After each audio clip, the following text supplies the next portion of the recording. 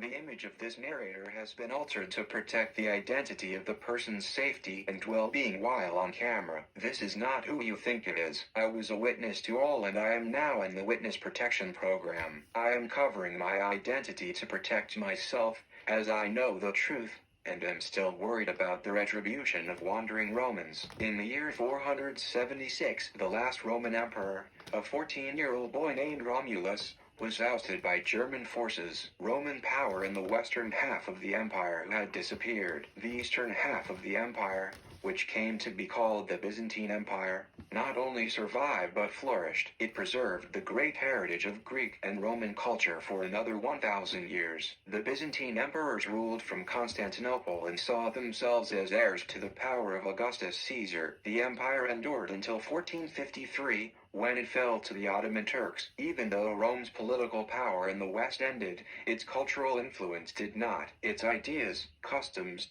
and institutions influenced the development of Western civilization, and do so still today. Historians generally agree that the end of the reign of the Emperor Marcus Aurelius and marked the end of 2 centuries of peace and prosperity, known as the Pax Romana. The rulers that followed in the next century had little or no idea of how to deal with the giant empire and its growing problems. As a result, Rome began to decline. During the 3rd century AD, several factors prompted the weakening of Rome's economy. Hostile tribes outside the boundaries of the empire and pirates on the Mediterranean Sea disrupted trade. Having reached their limit of expansion, the Romans lacked new sources of gold and silver. Desperate for revenue, the government raised taxes. It also started minting coins that contained less and less silver. It hoped to create more money with the same amount of precious metal. However, the economy soon suffered from inflation, a drastic drop in the value of money coupled with a rise in prices. Agriculture faced equally serious problems. Harvests in Italy and Western Europe became increasingly meager because overworked soil had lost its fertility. What's more,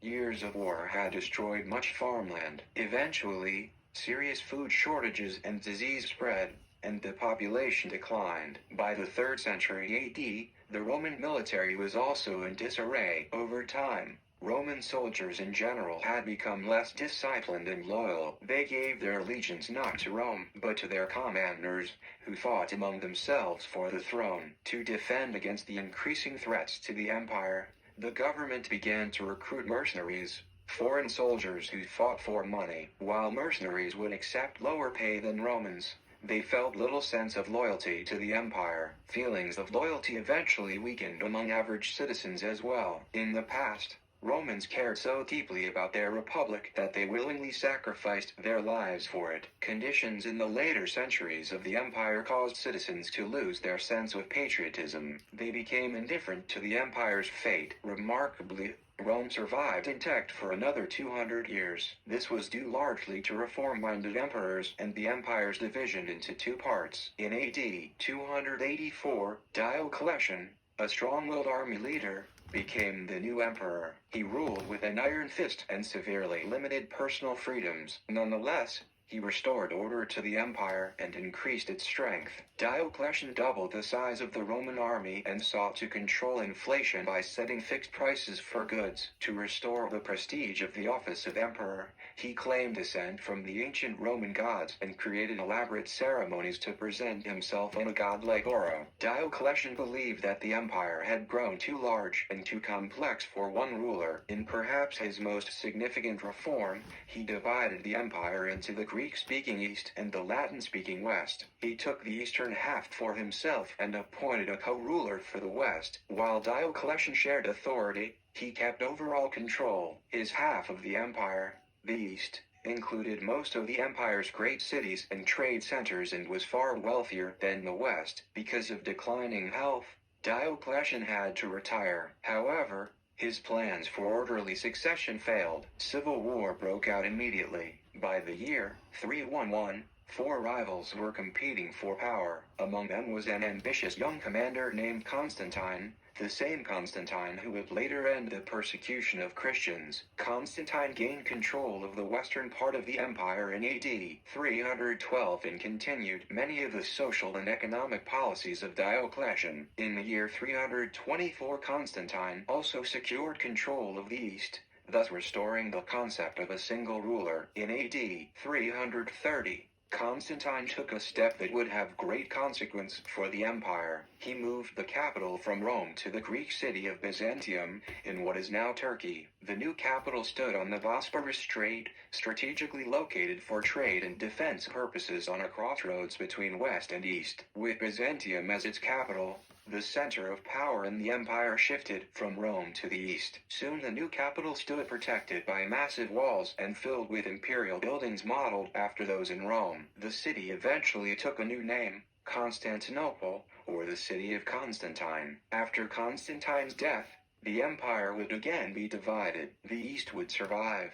The west would fall. The decline of the Western Roman Empire took place over many years. Its final collapse was the result of worsening internal problems, the separation of the Western Empire from the wealthier eastern part, and outside invasions. Germanic invasions. Since the days of Julius Caesar, Germanic peoples had gathered on the northern borders of the empire and coexisted in relative peace with Rome. Around AD 370, all that changed when a fierce group of Mongol nomads from Central Asia, the Huns, moved into the region and began destroying all in their path. In an effort to flee from the Huns, the various Germanic people pushed into Roman lands. Romans called all invaders barbarians, a term that they used to refer to non-Romans.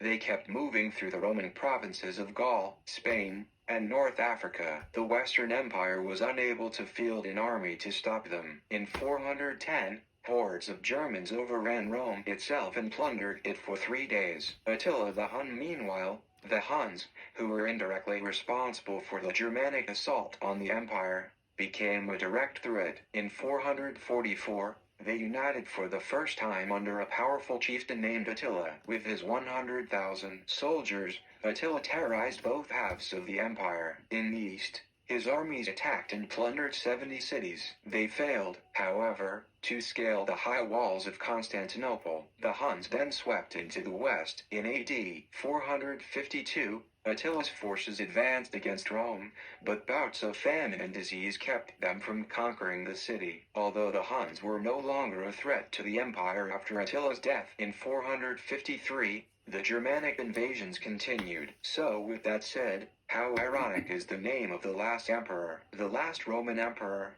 a 14-year-old boy named Romulus, was ousted by German forces in 476. After that, no emperor even pretended to rule Rome and its western provinces. Roman power in the western half of the empire had disappeared.